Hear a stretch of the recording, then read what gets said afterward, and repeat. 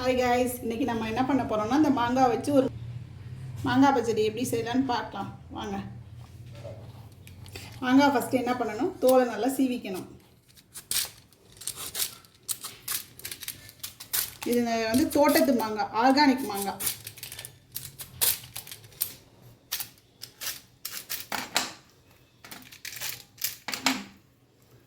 நம்ம இந்த மாங்காய் வந்து துருவிக்கலாம் கேரட் துருவுறதுல வச்சு.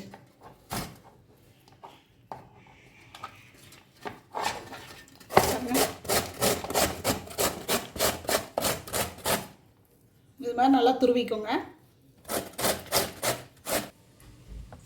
நல்லா துருவியாச்சு, இந்த மாதிரி நல்லா துருவிக்கலாம்.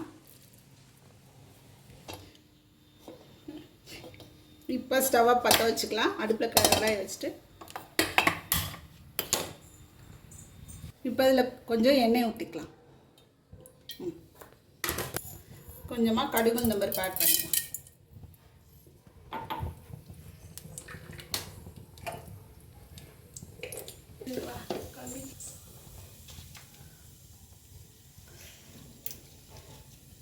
ஒரு காஞ்ச மிளகாய், கொஞ்சம் கருவேப்பிலை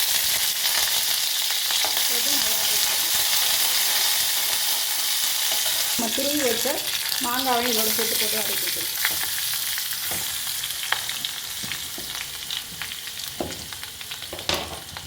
போட்டு நல்லா ஒரு கிண்டி கிண்டிங்க.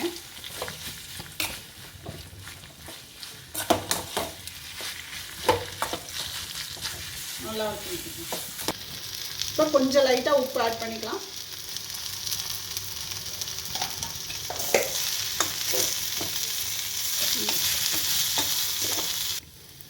இப்போ இதில் கொஞ்சம் தண்ணி ஆட் பண்ணிக்கலாம். தண்ணி ஆட் பண்ணி கொஞ்சம் ஒரு 5 மினிட்ஸ் வேகட்டும்.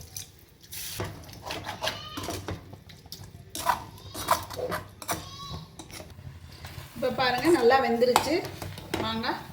இந்த ஸ்டேஜில் நம்ம வெல்லம் ஆட் பண்ணிக்கலாம். வெல்லம் ஆட் பண்ணிக்கலாம். நல்லா கிண்டிக்கோங்க.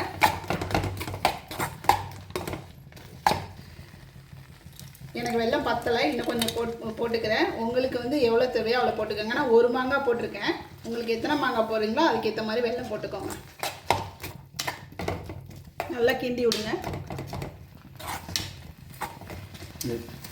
கலர் நல்லா மாறுது பாருங்கள். எல்லோ கலராக இருந்தது, இப்போ பாருங்கள் வெல்லம் பட்டோன்னே ப்ரௌன் கலராக மாறுது. வெல்லம் நல்லா கரையணும்.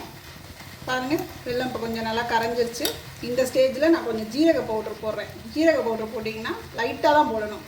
வாசனையாக இருக்கும், நல்ல வாசனையாக இருக்கும். போட்டு அதே ஆட் பண்ணிங்கன்னா நல்லாயிருக்கும். இப்போ வந்து நீங்கள் ஸ்டவ்வை ஆஃப் பண்ணிக்கலாம். பாருங்கள் மாங்காய் பச்சடி ரெடி. நல்லா மாங்காய் பச்சடி ரெடியாக வந்திருக்கு பாருங்கள். பார்க்கவே இவ்வளோ நல்லா இருக்குது பாருங்கள்.